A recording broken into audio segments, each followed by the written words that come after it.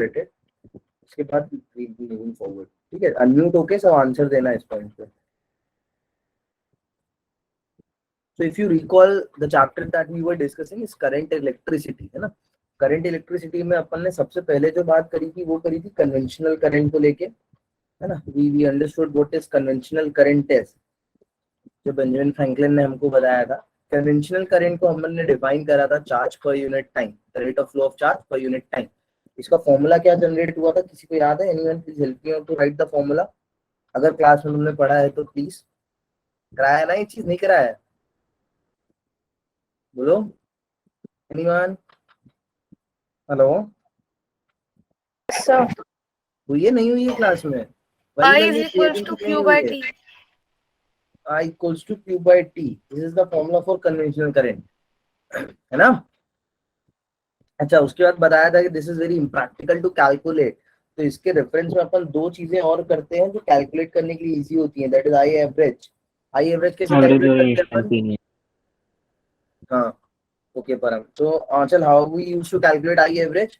Q final निकालते थे, Q initial उससे माइनस करते थे, divide by T final minus T initial, ऐसा कुछ करते थे। Yes, sir. याद है? याद है? Yes, डेल्टा की sir. अपॉन डेल्टा टी ऐसा लिखते हैं। किसी भी टाइम पीरियड में कितना चेंज हो रहा है charge per unit, change in the time. उसके बाद एक one more thing that we have defined is I instantaneous, करी थी। What this I instantaneous was dq upon dt, है ना। इसके लिए मैंने तुम्हें बताया था क्या पता होना जरूरी है तुम्हें, q as a function of t, q as a function of t। तुम्हें q as a function of t पता होना चाहिए, मतलब तुम्हें पता होना चाहिए टाइम के साथ चार्ज कैसे वेरी कर रहा है किसी भी कंडक्टर या वायर में, so that you can easily right up the equations. याद है नहीं याद है ये सब चीजें बच्चों? Yes, sir. पक्का सबको याद है, भूल तो नहीं रहा है कोई? याद है। हाँ ठीक है। उसके बाद अपन ने क्या देखा था, ये let's talk about direction as well. Benjamin ने अपन को इसका डायरेक्शन कैसा बताया था करंट का, which law we have to follow, कैसे मानना है डायरेक्शन हमेशा, in the direction of positive charges. याद है? Yes sir. नहीं याद है? ऐसा कुछ था नहीं था? And what was the second thing, in the direction opposite to what? Negative charge और electrons. Negative charge. अभी इलेक्ट्रॉन्स की बात मत करो, देखो कन्वेंशनल करंट चल रहा है तो अभी कहीं भी इलेक्ट्रॉन्स की बात नहीं आएगी। when we'll be discussing Negative. the true when we'll be discussing about the true value of the current I equals to NeAVD, तब बात करते हैं अपन इलेक्ट्रॉन्स की। बिकॉज अभी मान लो इलेक्ट्रॉन्स पता ही नहीं है कि इलेक्ट्रॉन्स है वहां पे, बिकॉज बेंजामिन को नहीं पता था, उनको खाली क्या पता था, कुछ तो चार्जेस है पॉजिटिव और नेगेटिव, दैट्स इट। अच्छा, इससे बाकी अपन ने और कंक्लूजन बना लिए थे कि करंट का डायरेक्शन भी किधर से होता है, पॉजिटिव चार्ज के उसमें है, in the direction of positive charges, so we can say it's also in the high potential to low potential. हाँ high potential to low potential, ऐसा कुछ कंक्लूड कर लिया था अपन ने, है ना। ऐसा कुछ कंक्लूड कर लिया था, इन the direction of electric field होता है, ये चीज भी कंक्लूड कर ली थी, बिकॉज हाई टू लो में क्या होता है, इलेक्ट्रिक फील्ड का डायरेक्शन वही होता है। ठीक है, तो these all things we concluded about the direction of electric current. अच्छा, इसके बाद अपन ने, अगर तुम्हें याद हो, कुछ पढ़ा था ऐसा, कुछ करंट डेंसिटी टाइप कुछ देखा था, देखा था नहीं देखा था? नहीं देखा था? बोलो come on guys. Anjali absent थी ना लास्ट क्लास में? Yes, sir. तुम लोग गोली वोली मत मारा करो यार प्लीज। सर वो ट्यूशन थी ना तो उसके लिए फिर टाइम नहीं मिल ठीक पाया। है, but do let me know if you want to change your batch और समथिंग लाइक दैट, No, कुछ sir. प्लान किया जाए। No need. चलो cool. So I current will try density, to take class. Otherwise, I will be sure to you. Anything just do let me no before the class, so that अभी ये चीज नहीं पढ़ी है, जैसे तुम लोग टॉपिक देख लिया कि ये चल रहा है, अभी कुछ चीज मिस किया तुमने तो जस्ट टेक्स्ट मी आउट, तो मैं किसी और बैच में पढ़ा रहा हूँ तो मैं तुमको लिंक शेयर कर दूंगा।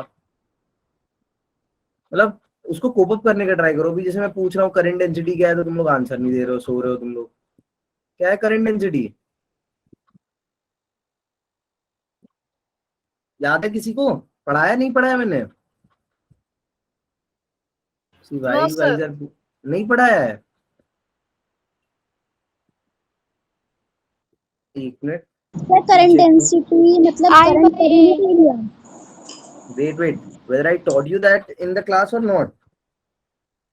no sir. No sir. Batch 8 No, अपन ने sir. लास्ट क्लास में क्या किया था then? Sir, current density charge flowing per unit area. Batch 8 10 सितंबर से तो आज की है। एक minute let me check. Batch 8 7 सितंबर किया नहीं था ये अपन ने।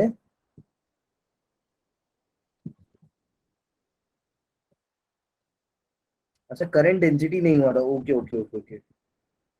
अच्छा ड्रिप वेलोसिटी हो गया था। चलो ड्रिप वेलोसिटी समझ लेते हैं फिर अभी करंट डेंसिटी करेंगे। ठीक है no worries no worries. Sir drift velocity भी नहीं हुई थी। ड्रिप वेलोसिटी तो हो गई थी रे। ये खोला तो भी मैंने। नहीं सर, क्लास एंड हो गई थी टाइम। अच्छा I just give you the overview. चलो चलो चलो चलो करते हैं जल्दी से करते हैं। तो पीछे चल रहे हैं काफी।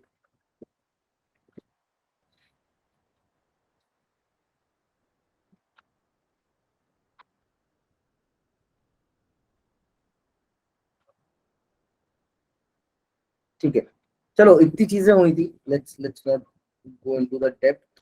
अभी अपन बाकी चीजें आज स्टार्ट करते हैं। ठीक है this is what we have done so far. हाँ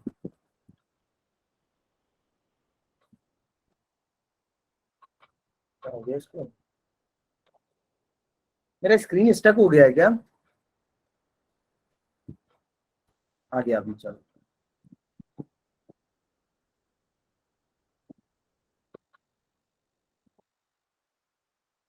ठीक है इतनी चीजों में तो कंफ्यूजन नहीं है ना तुमको। Direction and all. Let's talk about the more details of it today. तो जैसे लास्ट क्लास में मैं तुमको करा रहा था ड्रिप वेलोसिटी। तो अपन ड्रिप वेलोसिटी से ही कंटिन्यू करते हैं आज। Will try to understand first what this drift velocity looks like. क्या होता है क्या रेफरेंस है उसका। ठीक है सो अब तक तुमने जो कुछ भी पढ़ा I was telling you this in the last class. फिर क्लास एंड हो गई थी कि this entire thing is about a conventional current. किसको रिलेटेड थी ये? कन्वेंशनल करंट से रिलेटेड थी। मतलब ये जो भी चीजें बेंजामिन ने करी ना, जो भी चीज अभी तुम देखते आ रहे हो, ये सब चीजों के टाइम पे उनको नहीं पता था that what is the main reason. Then फिर लास्ट क्लास में मैंने तुमको एक ओवरव्यू दिया था कि how J Thomson came to know about the electrons in the flow of electron. कि किस तरीके से these are the real reasons for the current flow. ठीक है ये सब बात अपनी हुई थी इतनी। अब आज उसको कंटिन्यू करते हैं। So the first part for the today's class will be same. Will be deriving a formula for drift velocity first. Then फिर इससे अपन जाएंगे करंट डेंसिटी की साइड। ठीक है अच्छा this is one of a very important formula. एक minute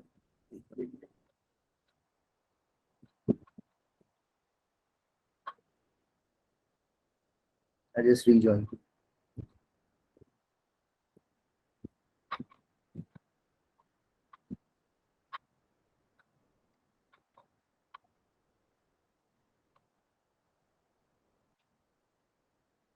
ठीक है अब देखो इधर ध्यान से। ड्रिप वेलोसिटी की बात करते हैं तो सबसे पहले समझो उसका नीड क्यों पड़ा। जैसे मैंने तुमको नीड वगैरह तो बाकी सब डिटेल बता दी थी लास्ट क्लास में। पूरा उसका थ्योरी भी आई थिंक समझा दी थी। अब देखो मैथमेटिकल इसका मैथमेटिकल प्रूफ देखेंगे that how this gonna change the entire formula. तो ये मान लो ये कोई कंडक्टर है अपने पास। Let's say we have a certain conductor here.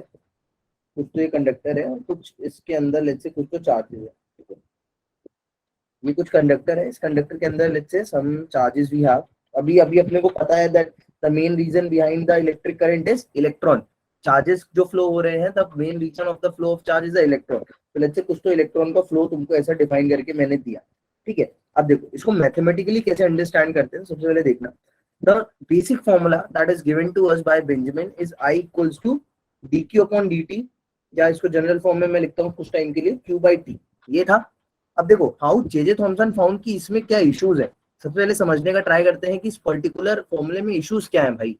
इसमें देखो ये इश्यूज है। पहली चीज तो ये इम्प्रैक्टिकल है। तुम्हें पता है that it's very hard for you to calculate. Impractical है। It's very hard for you to calculate the time and then the charges how much is flowing. तो इसके लिए देखो मैं तुम्हें प्रूव करता हूँ मैथमेटिकली कि कैसे इम्प्रैक्टिकल है। अगर मैं तुमसे बोलूँ यहाँ पे क्यू क्या है, what is this Q, how you have to calculate this Q. क्या है ये क्यू अशोक, हर्षी, एनीवन, अंजलि बताओ, मोहित, ज्योति, मुस्कान, निशा, तो एनीवन। क्या बताना है? क्यू क्या है जो तुम इधर फॉर्मूले में I equals to Q by T में रखते हो? क्यू क्या है? चार्ज है, नंबर उसको ऑफ द कैसे चार्ज लिखते हो? Flowing per unit time. Q क्या है, मैं खाली पूछ रहा हूँ Nisha, I am not asking current. Charge charge को कैसे लिखते हो, कैसे, if charge you have to calculate charge, how will you calculate it? मैं बताना चाह रहा हूँ कि क्यों फॉर्मूला गलत है। क्या लिखते हो फॉर्मूला क्यू का? NE ई। चलो, अगर if I ask you what is N here, क्या बोलोगे? देखो ये भी सब चीजें तुम्हें पता है तो जल्दी जल्दी आंसर करते जाओ। पर हम उमरा sorry Saloni Sakshi, what is N here? N क्या है इधर नंबर अंदर? Of the electron. Electrons moving. अच्छा चलो एक चीज करते हैं, एक चीज करते हैं। मान लो सबसे अच्छा कंडक्टर जो अपने को पता है, लेट्स से कॉपर है। क्या है? कॉपर। कॉपर का एटॉमिक कॉपर। नंबर कितना होता है? 29। Number of electrons moving. Moving, अच्छा हाँ, देखो चंचल कुछ सही चीज बोल रही है।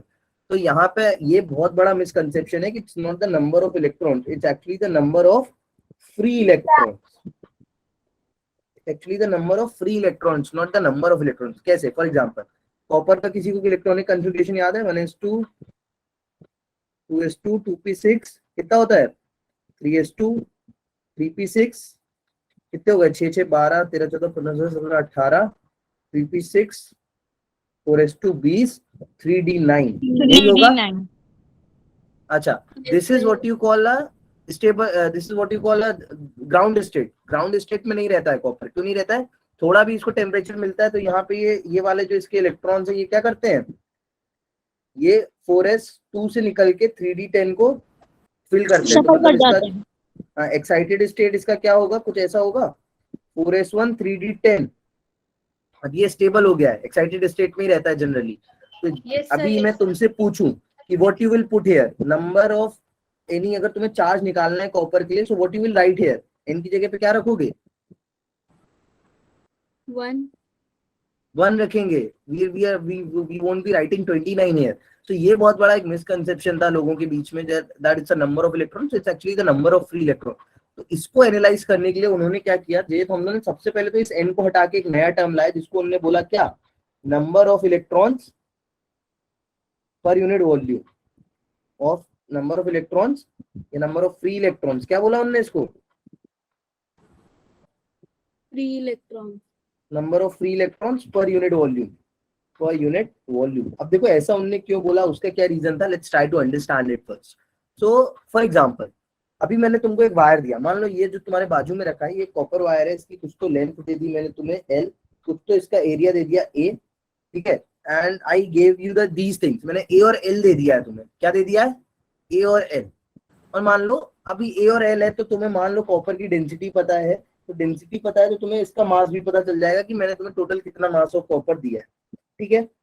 अब मैं तुमसे बोलूं कि certain current is flowing in it, तुम्हें बताना है कितना करंट है, तो तुम्हें नंबर ऑफ इलेक्ट्रॉन फ्लोइंग कैसे कैलकुलेट करोगे? कर पाओगे क्या कैलकुलेट? कैन यू कैलकुलेट कि कितने नंबर ऑफ इलेक्ट्रॉन जिसमें फ्लो कर रहा है? बोलो। सर ALNE का फॉर्मूला और VD लगा देंगे साथ में। वो VD तो पढ़ा है नहीं ना मैंने, वैसे वो नहीं लगाएंगे। तुम नंबर ऑफ इलेक्ट्रॉन कैसे फ्लो कर रहे हैं देखो, पहले समझो कैसे निकालेंगे। वैसे अंजलि सही बोल रही थी बट उसका अप्रोच क्या रहेगा वो समझो। Number of electrons you can not calculate directly, but number of electrons per unit volume you can calculate. कैसे वो समझो। तुम्हें क्या पता होता है? तुम्हें पता होता है कि एक मोल में कितने एटम होते हैं, तुम्हें पता है। अच्छा मैं पूछूं अगर कॉपर के एक एटम पे कितने फ्री इलेक्ट्रॉन है, तो तुम कितने बोलोगे? कितने हैं? एक इलेक्ट्रॉन है 1। भाई। अगर मैं पूछूं एक मोल में कितने इलेक्ट्रॉन है, तो तुम क्या बोलोगे? एक मोल में कितने एटम है? 6.02 इंटू 10 टू द पावर 23। 6.02 तो इलेक्ट्रॉन्स भी कितने हो गए? 6.02 इंटू 10 टू द पावर 23। अब तुम्हें एक मोल का पता है। सो फॉर एग्जांपल तुम्हें मैंने बोल दिया कि मेरे पास 500 ग्राम कॉपर वायर है, तो 500 ग्राम को तुम मोल्स में कन्वर्ट करना जानते हो, और देन मोल्स में तुम्हें पता है एक मोल में कितने फ्री इलेक्ट्रॉन है, तो तुम्हें 500 ग्राम में पता है नंबर ऑफ फ्री इलेक्ट्रॉन्स कितने हैं। तो number of free electrons per unit volume is something that you can easily calculate. वो चीज पता होती है, किसी भी मटेरियल की फिक्स होती है, irrespective of the current flowing, वो चीज फिक्स है कि कितने number of electrons per unit volume है। तो मुझे अगर वायर की, मेरे पास if I have a wire and I know the current density, sorry if I know the number of electrons per unit volume, तो मुझे पता है यही इलेक्ट्रॉन्स है जो फ्लो करके करंट बनाएंगे। So from here he decided to generate a new formula that will be in terms of electron rather than charge per unit time। तो देखो ये उनने कैसे किया, इसको जल्दी से समझ लो। बाकी तुम लोग को पता है, यहाँ तक क्लियर है चीजें, आगे बढ़ेंगे, प्रूविंग करें। यस बोलो। सर। देखो Yes, proving sir. Easy easy proving है। जैसे मान लो उन्होंने क्या किया, यही था, तो अभी इनने इस वायर में एक ऐसा छोटू सा एक एलिमेंट ले लिया। मान लो उन्होंने एक एलिमेंट लिया, इसकी एक्स लेंथ थी, और एरिया तो area will remain same, A, area इसका क्या ही है, ए। तो अभी मैं तुमसे पूछूं, ये जो मेरा वॉल्यूम है, ये जो मैंने एलिमेंटल वॉल्यूम लिया है, इस एलिमेंटल वॉल्यूम में मेरे पास कितने इलेक्ट्रॉन्स है, हाउ विल यू कैलकुलेट? अगर तुम्हें पता है कि ये number of electrons per unit volume तुम्हें पता है इसको पता, तो मैं पूछूं इतने वॉल्यूम में कितने इलेक्ट्रॉन है, तो कैसे बताओगे? इसकी वॉल्यूम कितनी होगी? What will be the volume? Volume कितनी होगी इसकी? अरे क्रॉस सेक्शन एरिया ए है, Just थिकनेस serenity एक्स है, है। वॉल्यूम Sir, A कितनी into होगी? L. ए इंटू एक्स। छोटे पार्ट की बात कर रहा हूँ अभी, मैं पूरे वायर की बात नहीं कर रहा। ए इंटू एक्स होगी। अभी ए इंटू एक्स वॉल्यूम है, तो इस इतनी वॉल्यूम में कितने नंबर ऑफ इलेक्ट्रॉन्स होंगे? What is the number of electron? Capital N कितना हो जाएगा, स्मॉल एन ए एक्स हो जाएगा, नहीं हो जाएगा? बताओ। अब जैसे ही तुम्हें as soon as you are done with this, तो अब तो तुम्हें सब पता ही चल गया। तुम्हें बेंजामिन ने बताया है, he told you that I is what, I is what, dq upon dt। तुम q की जगह पे अब क्या रख सकते हो? You can write in place of q n, n ही होता है, तो you can write n a x e। अब मुझे सोच के बताओ, इसमें क्या क्या चीजें कांस्टेंट है और क्या क्या चीज वेरिएबल है जो मैं डिफरेंशियल से बाहर लिख सकता हूँ? What are the values that I can to out from the differential? Sir, differential एक से मैं small n, small e. Small E, ठीक है, ए और कुछ है क्या? नंबर ऑफ इलेक्ट्रॉन अब कांस्टेंट है। ये बड़ा एन भले ही कांस्टेंट नहीं था, बट ये छोटा एन तो कांस्टेंट है ना, it is fix. Number of electron पर यूनिट वॉल्यूम कितना, वो फिक्स है या नहीं है? इसको इलेक्ट्रॉन डेंसिटी भी बोलते हैं। इसको क्या भी बोलते हैं अपन? Electron density. Density is something that is fixed. तुम बड़ा वायर लो, छोटा वायर लो, पर यूनिट वॉल्यूम में कितना इलेक्ट्रॉन है, दैट इज फिक्स्ड। तो यहाँ से अपन क्या लिख सकते हैं? We can write it as n A e dx upon dt, ऐसा लिख सकते हैं। अब ये dx अपॉन dt क्या है? dx अपॉन dt है कि एक इलेक्ट्रॉन यहाँ से यहाँ तक x डिस्टेंस उसने यूनिट टाइम में कवर किया है, तो इसको अपन बोलेंगे drift velocity. What will be saying it? Drift velocity. So I can write it I is nothing but NEA dt। ठीक है, क्लियर है चीजें यहाँ तक सबको? अभी इस पे बात Yes, करेंगे, sir. तब तक तुम लोग सोचो ड्रिफ्ट का मतलब क्या होता है। In the mean time I want you guys to think what this drift means. चलो अब आगे बढ़ते हैं अपन एक और कॉन्सेप्ट की तरफ, जिसको अपन कहते हैं करंट डेंसिटी। क्या बोलते हैं? Current density. Current density. ठीक है, छोटा सा टॉपिक है तो। अच्छा, करंट डेंसिटी का रोल क्या है वो समझ लेना। एक्चुअली क्या होता है, लोगों को ना, फिजिसिस्ट को बहुत ज्यादा प्रॉब्लम इसलिए हो रही थी क्योंकि एक तो करंट के पास डायरेक्शन होके भी it is a scalar quantity, तो वो वेक्टोरियली उसको अंडरस्टैंड नहीं कर पा रहे थे। They are unable to comment on the direction of current flowing in any small cross section of the wire. पूरे वायर में तो उनको पता रहता है, बट जब भी कोई बड़ा कंडक्टर रहता है ना, कभी मोटा वायर रहता है, उसके अंदर जब भी करंट फ्लो होता है तो उसका एनालिसिस करने में दिक्कत आ रहा था। तो उन्होंने एक वेक्टर क्वांटिटी डिफाइन करना चाहिए। कैसी क्वांटिटी?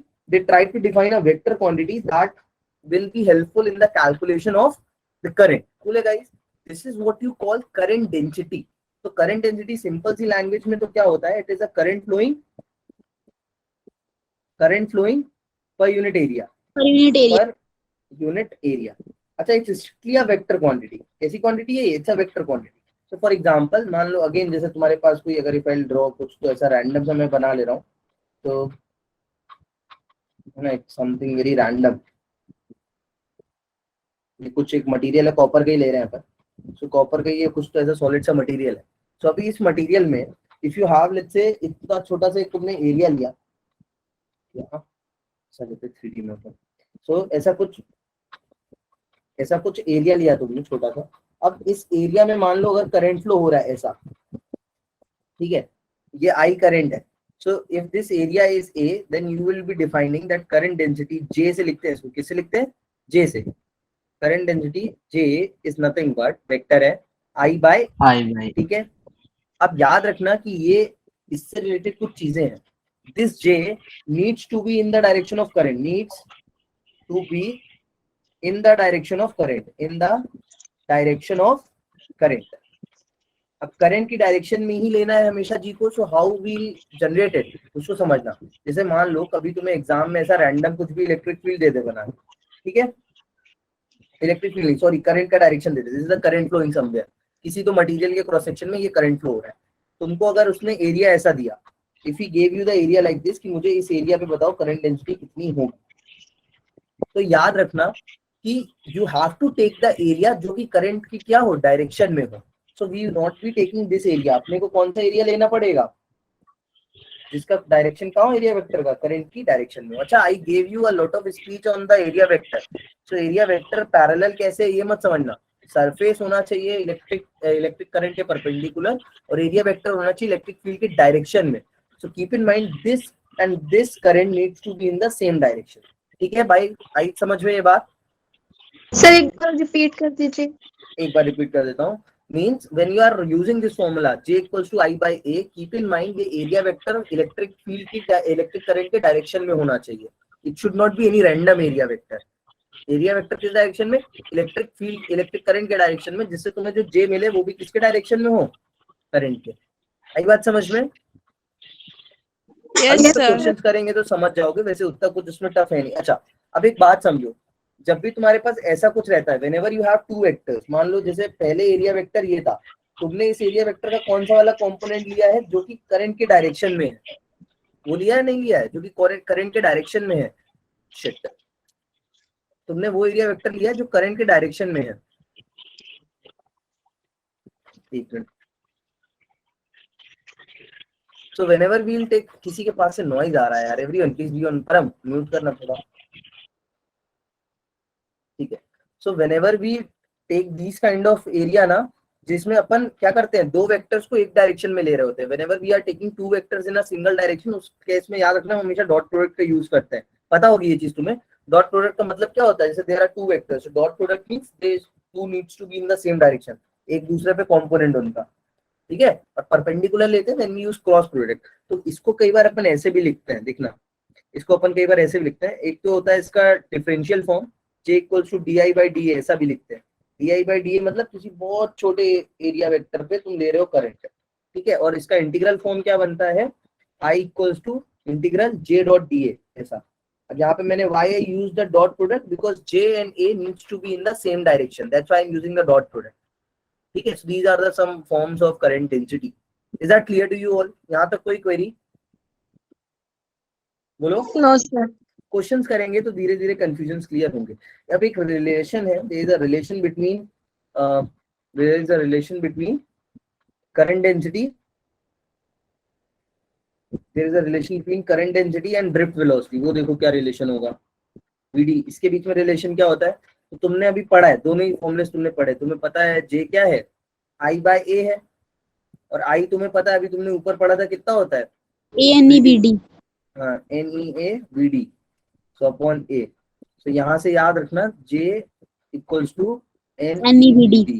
अच्छा ये तो स्केलर फॉर्म हो गया। If I try to write it in the vectorial form, J vector equals to NEVD vector, right hand पे खाली वेलोसिटी है जो वेक्टर क्वांटिटी है, राइट हैंड पे हाँ खाली वेलोसिटी है जो वेक्टर क्वांटिटी है, और लेफ्ट हैंड पे खाली तुम्हारे पास करंट डेंसिटी है जो वेक्टर क्वांटिटी है।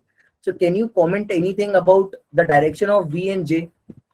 दोनों सेम होंगे, परपेंडिकुलर होंगे, ऑपोजिट होंगे, या कुछ भी रैंडम डायरेक्शन हो सकता है J और VD के बीच में? याद रखना J क्या है तुम्हें पता होना चाहिए, VD क्या है, then you will be able to answer.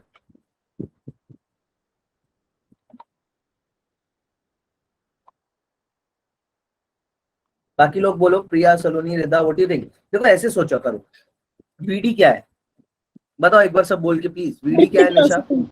Drift velocity किसकी? मेरी, तुम्हारी, एरोप्लेन की, अर्थ की, किसकी है ड्रिफ्ट वेलोसिटी? वो इलेक्ट्रॉन्स की जो फ्लो कर रहे हैं। इलेक्ट्रॉन्स की ड्रिफ्ट वेलोसिटी है। और J क्या है? Current density. Current density. Current density किस डायरेक्शन में होती है हमेशा? करंट की डायरेक्शन में। करंट के डायरेक्शन में। और ड्रिफ्ट वेलोसिटी किस डायरेक्शन में होती है?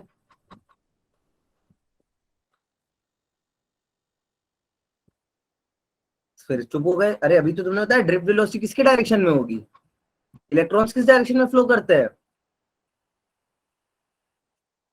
करंट के अपोजिट। करंट के अपोजिट।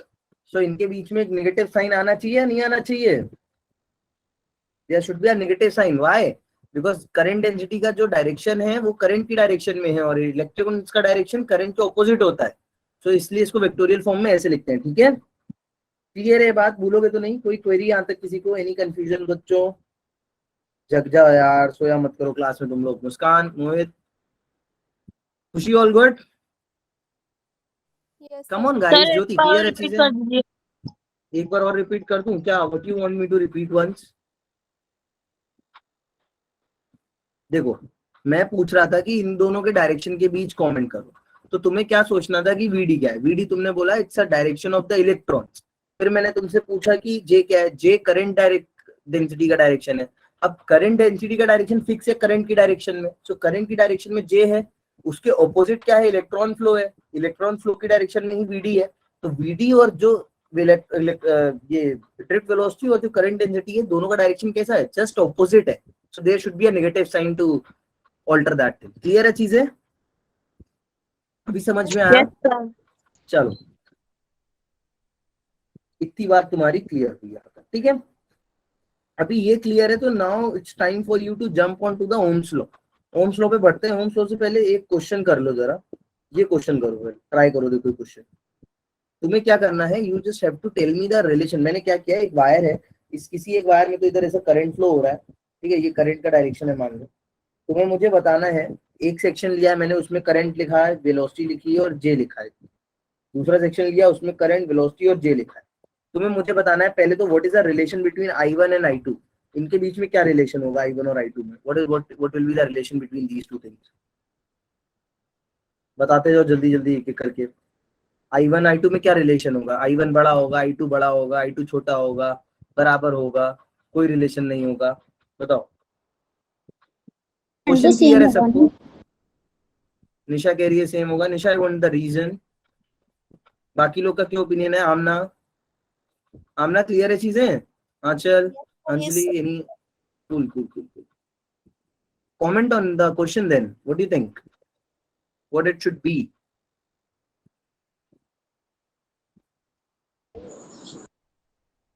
मेरे को मेरा स्क्रीन नहीं दिख रहा है। Any issues with the display?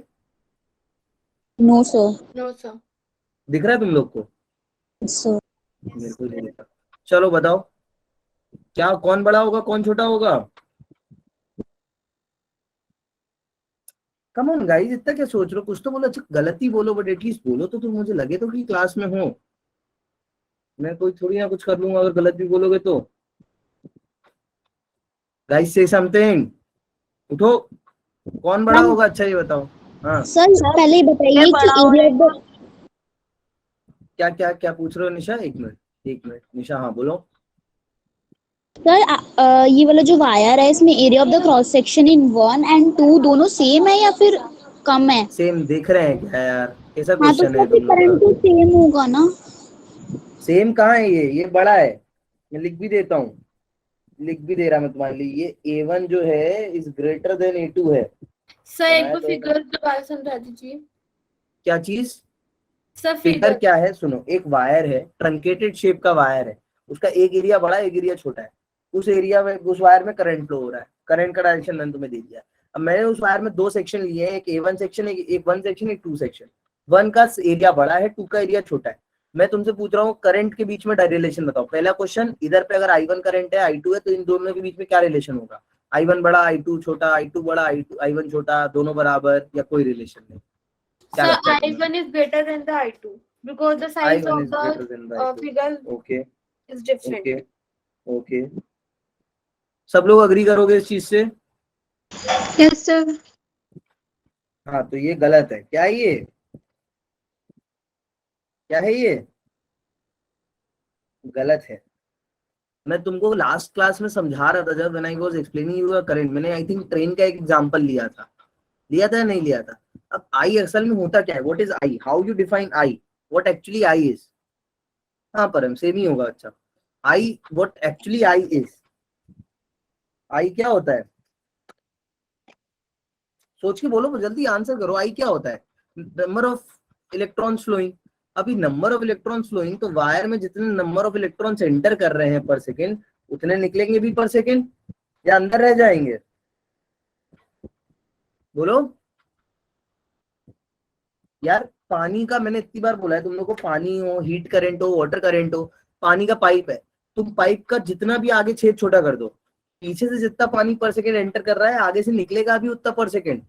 अगर आगे से निकलेगा नहीं उतना पर सेकेंड तो क्या होगा? पाइप फूलने नहीं लगेगा, अंदर स्टोर नहीं हो सकता। ट्रेन का एग्जांपल लिया था मैंने, was explaining you the current. तो ट्रेन में जितने लोग चढ़ रहे हैं, जितने इलेक्ट्रॉन घुस रहे हैं, उतने इलेक्ट्रॉन बाहर भी निकलेंगे पर सेकेंड। तो करंट क्या रहना चाहिए? Current should be same. What? Same रहना चाहिए पर सेकेंड। पानी इमेजिन कर लो, heat current, water current, electric current. अगर सर मैंने कंडक्टर सेम में ही कोई बताया था। क्या, सर मैंने आंसर सेम ही दिया था। तो फिर बाद में चेंज क्यों किया? एक पे रहते ना उस पे। सर दूसरा मैं बताओ चलो, डिफिकल्ट थी। J1 और J2 में बताओ रिलेशन। पहला सबको क्लियर है सर ना, I1 I2 में क्या रिलेशन है? उसमें कोई क्वेरी तो नहीं है? हाँ कुछ बोल रहे हो आमना? चल चंचल बोल रही है कुछ। हाँ चंचल बोलो। Sir J1 is smaller than J2. चंचल कह रही है J1 is smaller than J2। और कोई सर कुछ बोल रहा है क्या? J2। J1 is greater than J2 भाई। एक कोई कह रहा है J1 is greater than J2। बाकी लोग का क्या ओपिनियन है? मैं फॉर्मूला लिखता हूँ तुम्हारे लिए। J क्या होता है? I/A। By by. अब बताओ, I कांस्टेंट है, देखो I कांस्टेंट है यहाँ पे, तो यहाँ पे जो भी जजिंग फैक्टर होगा वो क्या होगा? एरिया। एरिया। तो जिसका जिसका एरिया एरिया कम बड़ा, होगा और उसका जे ज्यादा हो जाएगा, तो कैसे J2 ज्यादा हो ज्यादा होगा। जाएगा? इनवर्स सर रिलेशन जिसका है या? एरिया बड़ा होगा वो उसका J कम हो जाएगा ना, क्योंकि वो इन्वर्सली हाँ है। हाँ हाँ, जिसका A बड़ा उसका J छोटा, इनवर्स रिलेशन है। तो कौन सा सही होगा यहाँ पे? The first one should be correct. Clear है J2 चीजें? ग्रेटर होगा। अभी चलो Yes, तीसरा sir. बताओ भाई। अरे बहुत बढ़िया, धीरे बोलने परम, यस सर। तीसरा बताओ। Third, tell me the third relation between V2 and V1। इसके लिए भी लिख दूं क्या फॉर्मूला? लो अभी लिख दिया, आप बताओ। तो VD के लिए क्या हो जाएगा? I/NEA। ये रिलेशन लिखा है। यहाँ पे भी देखो करंट क्या है? कांस्टेंट। कांस्टेंट। करंट कांस्टेंट है, तो क्या कह सकते हैं अपन? एरिया पे डिपेंड करेगा। बड़ा क्या छोटा क्या ये बताओ? V1 बड़ा या V2 V1 is बड़ा? smaller than V2. V2 बड़ा। वही sir inverse relation. V1 is smaller than V2। ठीक है, क्लियर है सबको ये चीजें? अरे ये तुम तब भी नहीं देखते तो एक रिलेशन तुम्हें ये भी तो पता है, NEVD। अब जिसका J बड़ा उसका VD बड़ा। ठीक है, चलो now it's time for you to understand Ohm's law. क्या पढ़ेंगे आप? क्या पढ़ेंगे आप? Ohm's law. Ohm's law. ठीक है, अब ओम्स लॉ की पहले सिंपल सी बात कर लेते हैं। तो पहले मैं थ्योरी लिख देता हूँ इसकी। रॉ थ्योरी क्या थी? ओम्स ने क्या बोला था? फॉर कांस्टेंट, क्या बोला था? बोलते जाओ अगर किसी को याद है तो। For constant physical and thermal properties. ये बहुत इंपॉर्टेंट लाइन है, बच्चे खा जाते हैं लिखना। प्रॉपर्टीज। अब तुम्हारा मेन जनरल फॉर्मूला जो तुम बोलते हो क्या होता है? Potential V equals to IR. Directly proportional to current. Potential difference across a conductor is directly proportional to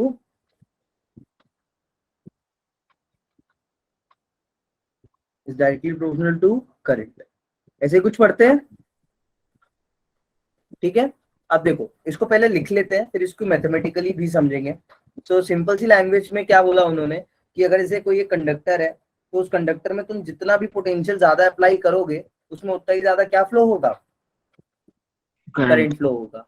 ठीक है, बट उन्होंने कंडीशन रखी कि for constant physical and thermal properties, ना तो उसका टेम्परेचर चेंज होना चाहिए, ना ही क्या नहीं चेंज होना चाहिए उसकी फिजिकल प्रॉपर्टीज। जो लेंथ एरिया है, you have to take the same area and length while performing the experiment, and I hope तुमने अभी तक ये एक्सपेरिमेंट कर भी लिया होगा क्लास में। तो मोटा मोटा तुमको रिलेशन उन्होंने दिया v is directly proportional to i, जिसको तुम बोलते हो v equals to i r। ठीक है, अब यहाँ पे ये जो r था अपने को पूरी बात करनी है इस r पे, इस पे डिस्कशन करना है इस r पे, जिसको उन्होंने क्या बोला, अच्छा अब ये जो r था ये किस पे डिपेंड कर रहा था, he found out that this r is entirely depending on what, physical and thermal properties। किस पे, physical and thermal properties पे डिपेंड कर रहा था। मतलब ये I एक तो टेम्परेचर पे डिपेंड कर रहा था, दूसरा साइज पे भी और शेप पे डिपेंड कर रहा था। Nature अभी- of material. हाँ, नेचर ऑफ मटेरियल पे डिपेंड कर रहा था। तो मतलब भाई थर्मल प्रॉपर्टीज की, कैसे कोई मटेरियल टेम्परेचर के साथ अपनी प्रॉपर्टीज चेंज कर रहा है। अब यहाँ पे तुम्हारा काम क्या है, ये तो तुम्हें ओम्स ने बता दिया। अब यहाँ पे तुम्हारा एक कर्तव्य ये बनता है, one duty that you have to perform is now to calculate a relation between R and some factors जो कि किस पे डिपेंड कर रहे हो, फिजिकल और थर्मल प्रॉपर्टीज पे। तुम्हें अब कुछ ऐसा कैलकुलेशन करके लाना है कि ये आर जो है पूरा पूरा किस पे डिपेंड करे, या तो फिजिकल प्रॉपर्टी ऑफ कंडक्टर पे या तो थर्मल पे। वो रिलेशन अपने को जनरेट करना है। तो वो रिलेशन जनरेट करने में तुम्हें मजा आएगी। अच्छा, इस रिलेशन को जनरेट करने से पहले तुम्हें दो चीजें और पता होनी चाहिए, जस्ट पता होनी चाहिए, फॉर्मूला नहीं, थ्योरी वाइज। पहली चीज है mean free path, mean free path इसको लैम्डा से डिनोट करते हैं। दूसरी चीज क्या है, the second thing is relaxation time. तो क्या ये तुम्हें बताया था मैंने लास्ट क्लास में, टाउ से डिनोट करते हैं। Did I tell you about this thing, नहीं बताया था शायद। चलो वापिस ऊपर आओ। देखो इधर, यहाँ पे तुमने ये जो वीडी निकाला है, इस वीडी को तुमने क्या बोला है, what you call this VD, what this VD, Drift क्या बोलते हैं velocity. इसको, ड्रिफ्ट ड्रिफ्ट वेलोसिटी। वेलोसिटी। सबसे बड़ा क्वेश्चन तुम्हारे मन में आना चाहिए, what you understand from the word drift. जो लड़के होंगे वो तो जल्दी बता दो, इस ड्रिफ्ट वर्ड का एब्सोल्यूट मीनिंग क्या होता है।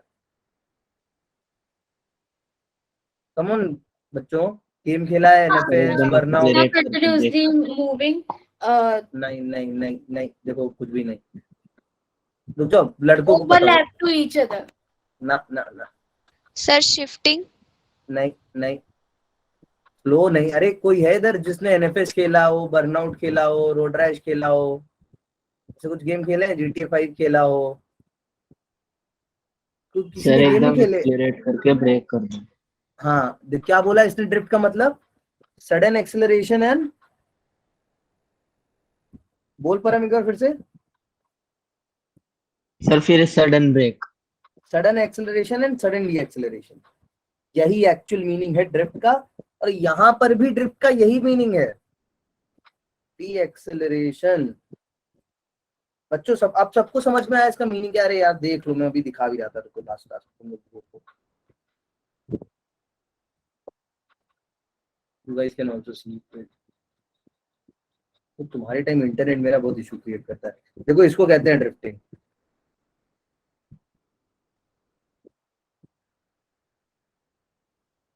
देखो मैंने खाली ड्रिफ्ट वर्ड सर्च किया और मुझे देखो क्या मिला है। स्क्रीन नहीं हो रही क्या शेयर, हाँ Oh, सर। sir. करता हूँ फिर से। बाकी लोग सब देख लो, जिससे देखो if you understand physics word to word ना, तभी तुम्हें चीजें याद रहेंगी, अदरवाइज भूल जाओगे। तो उसको बिल्कुल वर्ड टू वर्ड ऐसे समझा करो, जो तुमने आज पढ़ा है ना उसको एनालॉगस वे में अपने आसपास देखा करो, कि तुम अभी बैठे हो तो तुम्हें जो भी दिख रहा है वो तुम कैसे कनेक्ट कर पा रहे हो अपनी डेली लाइफ को फिजिक्स से, तो तुम्हें पढ़ने में भी मजा आएगी। अभी दिख रही है स्क्रीन तुम्हारे टाइम, Yes, इंटरनेट sir. का इशू करता है। ब्लरी दिख रही है क्या, ब्लर होगी सर। दूसरा अच्छा वाला खोलता हूँ वो।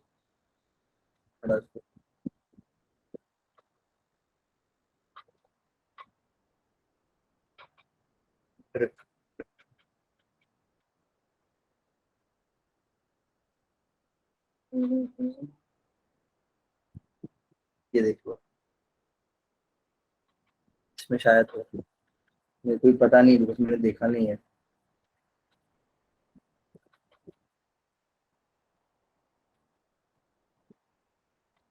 सो ऑल इन ऑल, जैसे इसमें देखना, गाड़ी को ऑब्जर्व करना सब लोग, see what's happening, sudden acceleration then sudden deceleration के कारण जब भी मोशन होता है, उस मोशन को अपन कहते हैं ड्रिफ्टिंग होना। क्या होना, ड्रिफ्टिंग होना। देख रहे हो कैसे ड्रिफ्ट हो रही है यहाँ पे चीजें, आ रही है समझ में।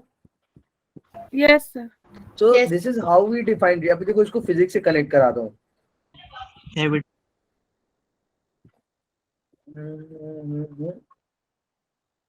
ये देखो, जैसे ये है, तो दिस इज अ कंडक्टर। अभी इस कंडक्टर में करंट कैसे फ्लो करेगा वो समझो सब लोग पहले। एक्चुअली में तो देखो कुछ ऐसे ही हो रहा होगा, इलेक्ट्रिक फील्ड जनरेट हुई, करंट इलेक्ट्रॉन्स को पुश मिला, जिस पुश के कारण उन्होंने ड्रिफ्टिंग चालू कर दी। अब ड्रिफ्टिंग में हो क्या रहा है वो समझो।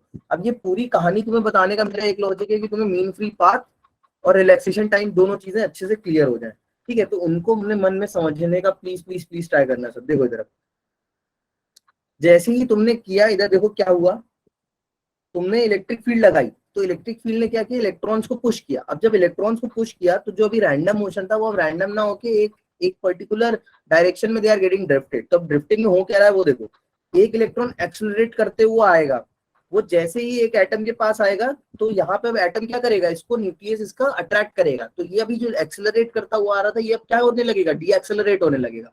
तो जैसे से डी एक्सेलरेट होने लगेगा एटम इसको अपने पास आके रखा लेगा, बैठा लेगा। अब जैसे ही इसको बैठा लेगा तो जो ऑलरेडी जो थे उसके ऑर्बिट में, आउटर मोस्ट शेल में, वो यहाँ से क्या करेंगे, ड्यू टू रिपल्शन बाहर निकलेंगे, ठीक है। जो पहले से थे वो ड्यू टू रिपल्शन बाहर निकलेंगे।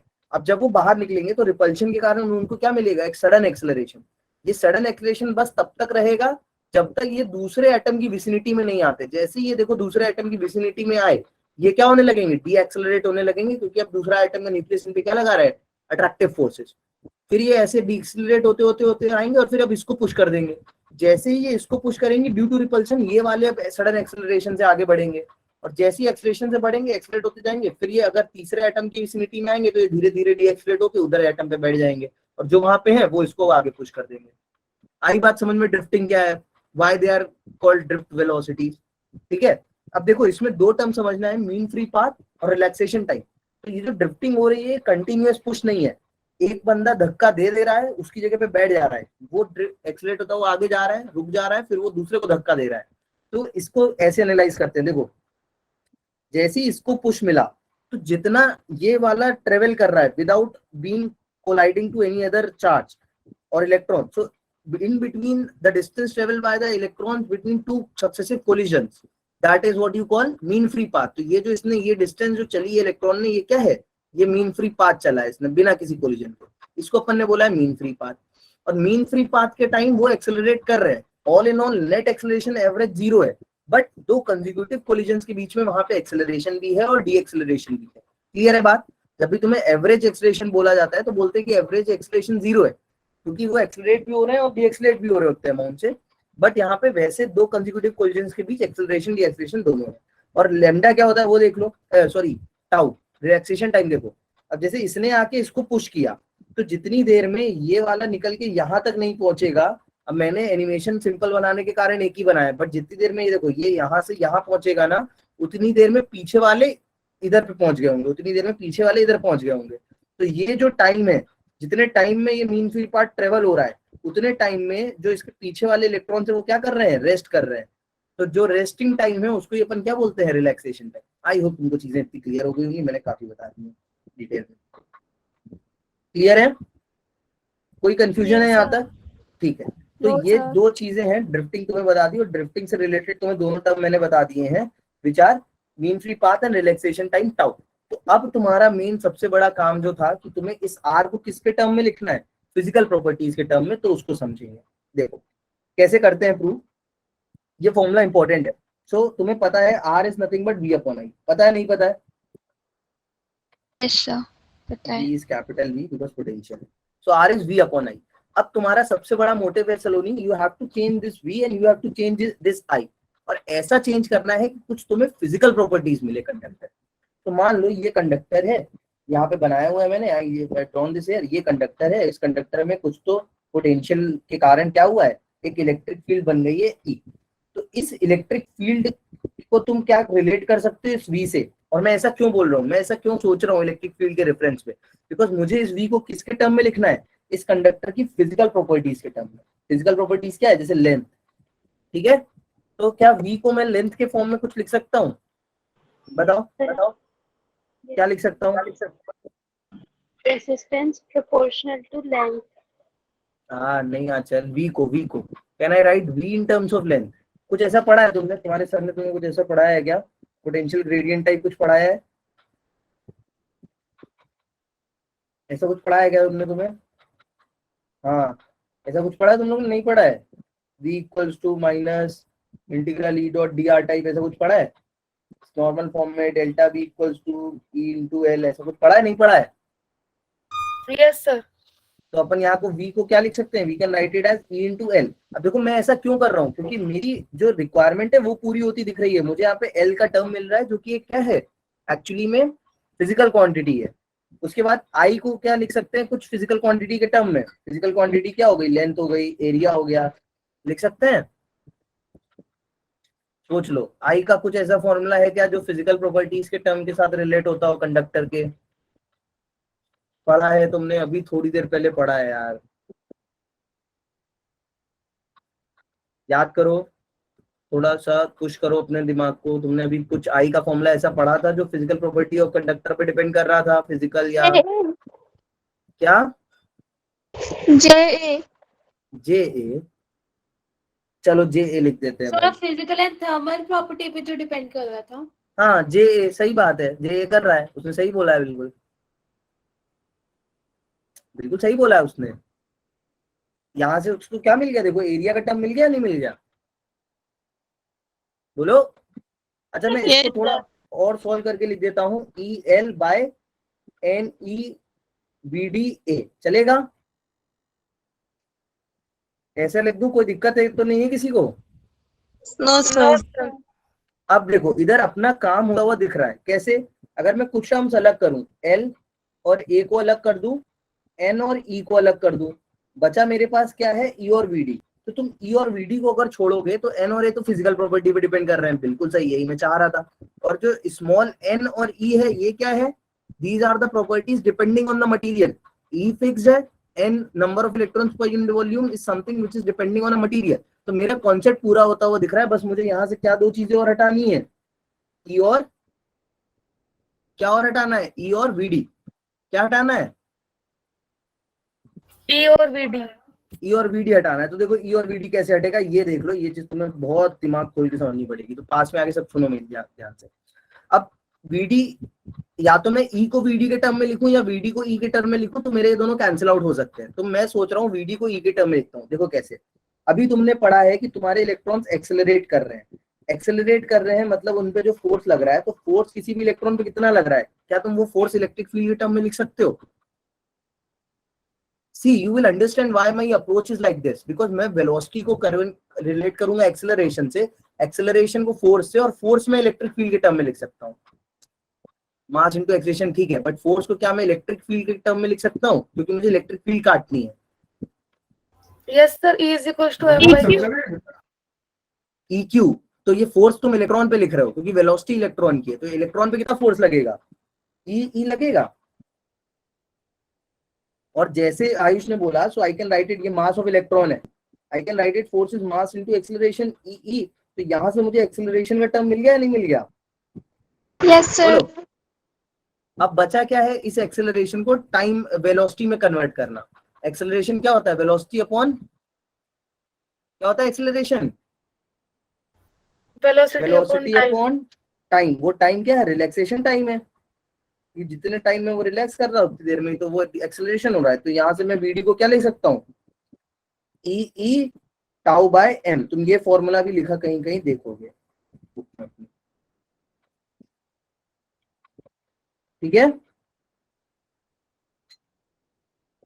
Is that clear to you all? Yes sir। This is tau. अब इसको यहाँ पे सब्स्टिट्यूट कर देते हैं, देखते हैं क्या बनता है relation. Let's substitute it here. Substitute करो, बताओ मुझे जल्दी से क्या आ रहा है। देखो ई कट जा रहा होगा, मैं यहाँ पे कर रहा हूँ, तुम अपना अलग करना। एल अपॉन ए को अलग रखते हैं अपन, एन ई को अलग रखते हैं, ई को ऊपर रहने दो। वीडी की जगह क्या लिखूंगा मैं? ई टाउ बाय एम को ऊपर ले देते हैं, ई से ई काट देते हैं। तो यहाँ पे I am getting very beautiful relation, that is m upon n e square tau और एल बाय। आ रहा है ऐसा कुछ सबका? बोलो। Yes sir. तो रेजिस्टेंस की मेरी अब एक वैल्यू आई है जो कि m upon n e square tau, साथ ही साथ डिपेंड कर रही है l और a पे। अब इस फॉर्मूले को ध्यान से देखो, क्या जो तुम्हारा मोटिव था वो पूरा हुआ या नहीं हुआ है? Is your motive completed now? You have achieved your motive now? देखो इधर ध्यान से, रेजिस्टेंस दो चीजों पे डायरेक्टली डिपेंड कर रहा है। पहला तो L बाय A का टर्म है, L by A physical properties है या नहीं है? Yes, sir. बची properties, mass of electron fix है, e charge on electron fix है, बचा क्या? एन और टाउ। एन और टाउ दोनों ऐसी चीजें हैं जो टेम्परेचर पे डिपेंड कर रही हैं। तो जो कूलोम ने बोला था अपन ने उसको क्या मैथमेटिकली प्रूव कर दिया या नहीं किया है? कर दिया, नहीं करा है? और इसी को जो m n e square tau है, इसको ही तुम क्या बोलते हो?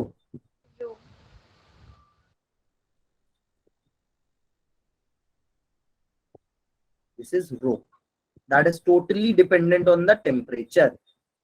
खाली खाली किस पे डिपेंड करता है? टेम्परेचर पे। अब टेम्परेचर पे कैसे डिपेंड करता है यार? सिंपल सी बात है, जैसे जैसे तुम टेम्परेचर बढ़ाओगे, फॉर एग्जाम्पल मेटल्स का ले लो, जैसे जैसे तुम टेम्परेचर बढ़ाओगे तो उनके जो इलेक्ट्रॉन्स अभी ड्रिफ्ट होकर इस कायदे से चल रहे हैं, वो टेम्परेचर बढ़ने के कारण और कोलिजन्स करेंगे, और कोलिजन्स करेंगे तो उनके बीच उनका रिलैक्सेशन टाइम क्या हो जाएगा?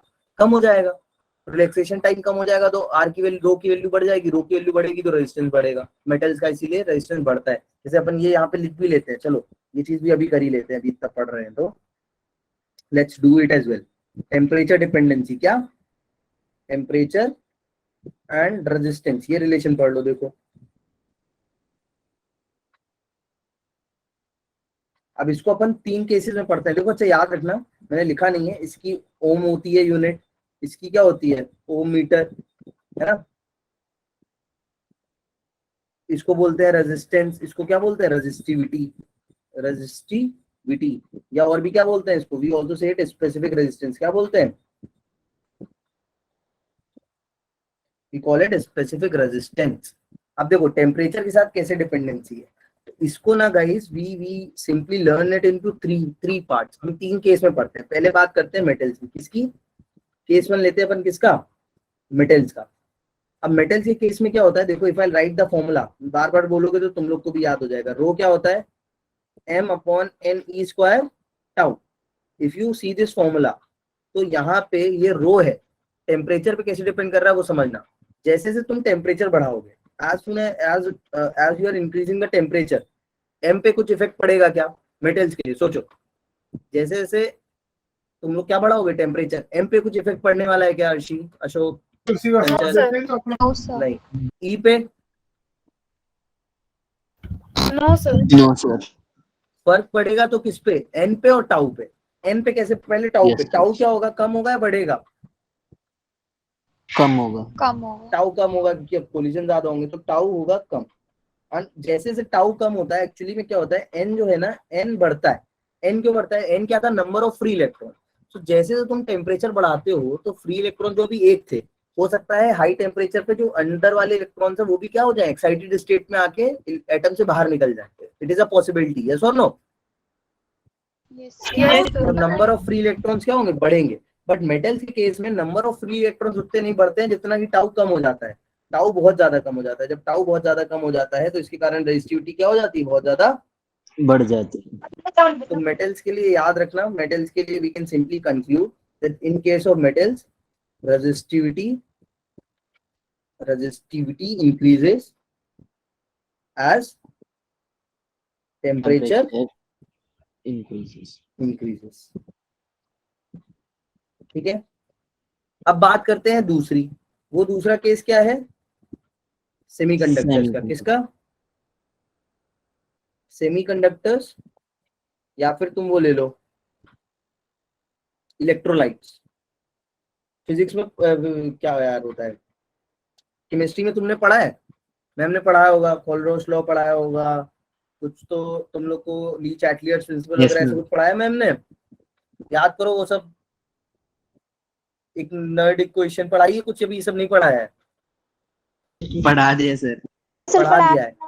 अब देखो यहाँ पे सबसे बड़ा लोचा क्यों होता है, उल्टा क्यों होता है वो समझना। पहले तो यहाँ पे उल्टा होने वाला है, उल्टा क्यों होने वाला है वो समझना। यहाँ पे जो मेन रीजन था वो क्या था? करंट फ्लो होने का, इलेक्ट्रॉन्स। यहाँ पे जो मेन रीजन है करंट फ्लो होने का वो इलेक्ट्रॉन्स नहीं है। इलेक्ट्रोलाइट्स में करंट क्यों फ्लो होता है? आयंस के कारण, है ना? और सेमीकंडक्टर्स में करंट फ्लो होता है होल्स के कारण। होल्स एंड इलेक्ट्रॉन दोनों के कारण। ये तुम आगे पढ़ोगे कि यहाँ पे क्या होता है, जैसे ही सेमीकंडक्टर्स की जब तुम डोपिंग करते हो तो कुछ इलेक्ट्रॉन अपनी जगह से हट जाते हैं, तो वो कुछ इलेक्ट्रॉन जो अपनी जगह से हट के दूसरी जगह चले जाते हैं वो वहां पे क्रिएट कर देते हैं पॉजिटिव चार्ज, और जहां पे गए होते हैं वहां पे कर देते हैं नेगेटिव चार्ज क्रिएट। तो तुम जितने ज्यादा इलेक्ट्रॉन हटाते जाओगे उतना पॉजिटिव चार्ज आता जाएगा एक तरफ, उतना नेगेटिव दूसरी साइड आता जाएगा। तो ये पोटेंशियल के कारण करंट फ्लो होता है वहां पे। तो यहाँ पे रीजन एक्चुअली में मेन इलेक्ट्रॉन्स नहीं है, फ्री इलेक्ट्रॉन्स रीजन नहीं है, इधर होल्स और इलेक्ट्रॉन्स उधर आयंस है। तो अब देखो सेमीकंडक्टर के केस में, इलेक्ट्रोलाइट के केस में क्या होता है, if I write this formula again for you, अगर मैं इस फॉर्मूले को फिर से लिखूं, that is rho equals to m upon n e square, m upon n e square tau. तो मेटल्स के केस में तो उल्टा हो रहा था, यहाँ पे क्या हो रहा है, यहाँ पर भी ऐसा नहीं है, तुम टेम्परेचर बढ़ाओगे तो टाउ कम होगा, बट जैसे जैसे टाउ कम होगा, अब टाउ कम होने के साथ साथ इधर क्या बढ़ने वाले हैं, ये n बढ़ने वाला है, और n इधर ज्यादा बढ़ेगा, n क्या होगा, ज्यादा बढ़ेगा। ज्यादा क्यों बढ़ेगा कि तुम टेम्परेचर, हाँ फातिमा से कह रही, तुम टेम्परेचर बढ़ाओगे सेमीकंडक्टर ज्यादा इलेक्ट्रॉन अपने फेंकने लगेगा बाहर, तो नंबर इलेक्ट्रॉन यहाँ ज्यादा तेजी से बढ़ेंगे। और आयंस के केस में क्या होगा, जब तुम इलेक्ट्रोलाइट को गर्म करोगे तो वो उसमें जो आयंस थे वो अब और ज्यादा बनेंगे ना, NaCl है, तुम गर्म कर रहे हो तो उसमें जो भी आयंस बन रहे हैं वो आयन फॉर्मेशन और ज्यादा हो रहा है, नहीं जो भी बॉन्ड्स थे वो बहुत ज्यादा जल्दी टूट रहा है। तो इसलिए यहाँ पे n ज्यादा तेज इंक्रीज करता है, जिसकी वजह से इसका रेजिस्टिविटी क्या होती है, इस केस में नेट इफेक्ट डिक्रीज होता है। तो याद रखना इन केस ऑफ सेमीकंडक्टर्स क्या होता है, रेजिस्टिविटी क्या होती है, डिक्रीज।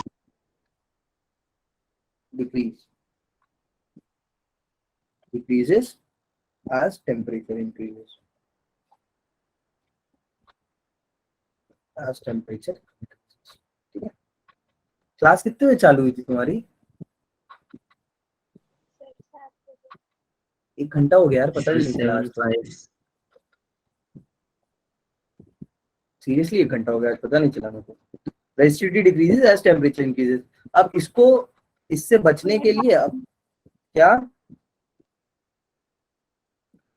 इससे बचने के लिए अपन ने एक अपना थर्ड केस बनाया है। वो थर्ड केस क्या है, तुमको कलर नहीं दिख रहा क्या, okay, we have created another case that is alloys. अब अपन ने कुछ स्मार्ट वर्क किया है, कुछ ऐसे एलोइज बनाए हैं जिसमें क्या होता है, जो ये rho equals to m upon n e square tau होता है, तो जितने प्रोपोर्शन से इसमें टाउ बढ़ता है, या सॉरी जितने प्रोपोर्शन से टाउ कम होता है उतने प्रोपोर्शन से n बढ़ जाता है। तो जो रेजिस्टिविटी है वो ऑलमोस्ट कैसी रहती है, टेम्परेचर के साथ कांस्टेंट रहती है। ठीक है, तुम लोग चले जाओ, एक दो चीजें और देख लो जो रह गई हैं, इधर पे करता हूँ। एक तो इसका ओम्स लॉ का डायग्राम देख लो, एक मिनट, ग्राफ बस 2 सेकंड का ग्राफ है।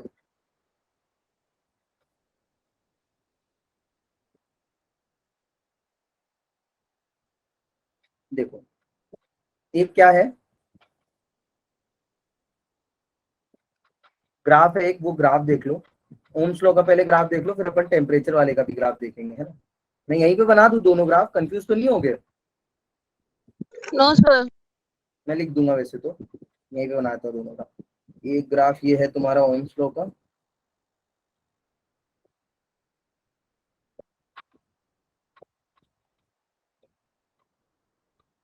ये एक ओम्स लॉ का ग्राफ है, एक अलग है। तो ओम्स लॉ के ग्राफ में क्या होता है, जब v और i के बीच तुम ग्राफ प्लॉट करते हो तो आइडियली तुम्हें ग्राफ तो ऐसा मिलना चाहिए, कैसा मिलना चाहिए, आइडियली ग्राफ तुम्हें मिलना चाहिए ऐसा सीधा, है ना। कुछ भी स्लोप हो सकता है, I am drawing any random slope can be any, तो कुछ एक ऐसा मिलना चाहिए ग्राफ, बट ऐसा आइडियली मिलता नहीं है। तुमने अगर स्कूल में एक्सपेरिमेंट किया भी होगा तो कैसा आता है ग्राफ, कुछ तो ऐसा आता है, ऐसा कुछ ग्राफ आता है। ठीक है, this is the way how you will get the graph. अब ये ग्राफ पे याद रखना, अगर तुम कहीं पर भी स्लोप कैलकुलेट करोगे, क्या कैलकुलेट करोगे, स्लोप क्या होता है, जैसे तुमने 2 पॉइंट्स लिए तो 2 पॉइंट्स के बीच में स्लोप यही होता है। मैथ्स वाले कितने, मैथ्स वाला कोई है नहीं है इसमें, अरे कोई नहीं, भाई वालों की एक दिन मैथ्स की क्लास लेने की सोच रहा हूँ यार मैं, कल फ्री हो तुम लोग? देखो यस सर। तो जैसे ये कल छुट्टी होगी ना, तो मैं कल देखता हूँ अगर 3 बजे टाइम मिलेगा तो। अरे लेकिन आज सैटरडे, छुट्टी आज थी यार, कल तो टेस्ट है तुम्हारा। देखो सो अगर तुम यहाँ पे कैलकुलेट करोगे slope, if you want to calculate the slope in this, तो स्लोप कैसे कैलकुलेट करते हैं अपन, ये जो ट्राइंगल बन रहा है, ये जो ट्राइंगल बन रहा है, इसका अगर तुम स्लोप कैलकुलेट करोगे, ये एंगल थीटा है, तो यहाँ पे तुम tan थीटा क्या लिखोगे, this is theta, tan theta क्या लिखोगे, delta v upon delta i लिखोगे, और ये tan थीटा तुम्हें यानी स्लोप किसी भी पॉइंट पे क्या देगा, रेजिस्टेंस। ठीक है, तो याद रखना कभी भी तुम्हें एज अ फंक्शन दिया गया और तुमको मतलब v as a function of दिया गया हो i, और तुमसे बोले कि इसका रेजिस्टेंस बताओ किसी भी करंट पे, तो तुम उसको डिफरेंशिएट करके स्लोप निकाल सकते हो। अच्छा, एक और ग्राफ होता है, वो क्या है, वो है तुम्हारा रेजिस्टिविटी और टेम्परेचर के बीच में। अच्छा, रेजिस्टिविटी भी हो सकती है, इधर पे रेजिस्टिविटी की जगह आर भी हो सकता है अगर फिजिकल कंडीशन सेम है तो, बिकॉज आर और रेजिस्टिविटी दोनों डायरेक्टली प्रोपोर्शनल है। तो इसमें याद रखना, अगर मैं बात करूं मेटल्स की, तो मेटल्स के लिए क्या होता है, जैसे जैसे टेम्परेचर बढ़ता है उनकी रेजिस्टिविटी क्या होती है, इंक्रीज करती है, ऐसा है ना। सेमीकंडक्टर्स के लिए क्या है, जैसे जैसे टेम्परेचर बढ़ता है उनकी रेजिस्टिविटी क्या होती है, डिक्रीज करती है, कुछ ऐसा। डिक्रीज करती है। और एलॉयज के लिए कैसी रहती है, ऑलमोस्ट कांस्टेंट रहती है, बिल्कुल तो वो भी नहीं रहती है, ऑलमोस्ट कांस्टेंट रहती है, बिल्कुल नहीं रहती है। तो उसका कुछ ग्राफ कुछ ऐसा बनता है, थोड़ा ऊपर जाता हुआ, मैं लिख देता हूँ यहाँ पे तुम लोग कंफ्यूज ना हो। ये क्या था अपना, सेमीकंडक्टर्स, ये क्या था, मेटल्स, ये क्या था, एलॉयज। ठीक है, ये रह गया, ये रह गया, ओके। वन लास्ट थिंग, जा रहे हो या एक लास्ट चीज और बता दूं, बोलो जैसा बोलो तुम लोग, जल्दी जल्दी बोलो। सर बता दो। ठीक है, तो लास्ट चीज बस यही है, जो तुमने टेम्परेचर जो डिपेंडेंसी निक्रोम पढ़ी मेटल है। हाँ, निक्रोम मेटल है ना, एलॉय एलॉय, निकेल और क्रोमियम का एलॉय निक्रोम। देखो इसका रिलेशन कैसा होता है, तुमने मेरे से किसी ने थर्मल फिजिक्स पढ़ी है, थर्मल फिजिक्स में मैंने तुम बताओगे, तुम टेम्परेचर बढ़ाते हो तो टेम्परेचर बढ़ाने से जो लेंथ बढ़ती है, change in length, thermal strain कितना आता है, डेल्टा एल कितना होता है, याद है, एल अल्फा डेल्टा टी। तो तुम न्यू लेंथ क्या लिखते हो, L in bracket 1 plus alpha delta T, ऐसा कुछ याद है, नहीं याद है। तो काफी सिमिलर रिलेशन तुम्हें देखने को मिलेगा यहाँ भी। तुम जैसी टेम्परेचर बढ़ाओगे तो जो नई रेजिस्टिविटी आएगी वो कितनी आएगी, resistivity not 1 plus alpha delta T. याद रखना बस यहाँ पे एक झोल क्या है, वो ये है, ये जो डेल्टा टी है यहाँ पे क्या है, टी माइनस टी नॉट। अब यहाँ पे ये याद टी रखो, नॉट। ये पहली चीज तो जो याद रखो वो ये कि ये रो नॉट क्या है, रेफरेंस रेजिस्टिविटी, और टी नॉट क्या है, रेफरेंस टेम्परेचर क्या है। अब जनरली ना ये रेफरेंस टेम्परेचर फिक्स है, कैसे फिक्स है ये रेफरेंस टेम्परेचर, वहां पे क्या होता था, इस केस में तुम कभी भी किसी भी लेंथ में जोड़ के सॉल्व कर देते थे, है ना, तुम कुछ भी लेंथ 5 दी है तो 5 रख देते थे। बस यहाँ पे रो नॉट और डेल्टा टी में टी नॉट रेफरेंस टेम्परेचर कई कई बुक्स में है, इस टाइप से क्वेश्चन आ जाते हैं, तो फिक्स है कई जगह कि रेजिस्टेंस हम हमेशा मेजर करते हैं 0 डिग्री सेल्सियस पे, तो टी नॉट फिक्स है 0 डिग्री सेल्सियस, है ना, ऐसा कि हम हमेशा रेजिस्टेंस जो कैलकुलेट करते हैं किसी भी उसका, वो 0 डिग्री सेल्सियस पे पहले कैलकुलेट करते हैं। ठीक है, चलो दैट्स ऑल फॉर टुडे। कुछ क्वेरीज हो, पूछना हो, कुछ बात करनी हो तो कर लो, otherwise you can go, it's on you.